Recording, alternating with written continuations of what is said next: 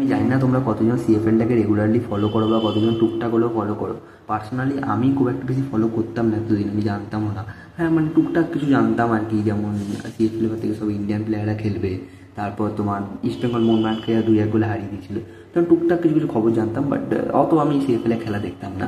But কিছুদিন আগে আমি মোহনবাগানে খেলা দেখলাম, জাস্ট বিলিভ মি গাইজ, আমি জানি না তোমরা বিশ্বাস করবে কি না, কিন্তু জাস্ট অসাধারণ খেলা হয় গাইজ, জাস্ট অসাধারণ। হ্যাঁ হয়তো আইএসএল লেভেলেও জিততে পারবে না, কিন্তু কিছু কিছু আইএসএলের থেকে কিছু কম হয় না গাইজ। তোমরা জাস্ট একবার খেলাটা দেখো, আমি তোমাদেরকে এটাই রিকোয়েস্ট করবো, তোমরা জাস্ট একবার সিএফএলটাকে দেখো। হ্যাঁ এটা কোনো সিএফএলের প্রমোশন ভিডিও নয়, কিছুই না, আমি জাস্ট তোমাদেরকে বলছি কারণ আমি নিজে দেখেছি, আমার এক্সপিরিয়েন্সটাকে তোমাদেরকে শেয়ার করছি।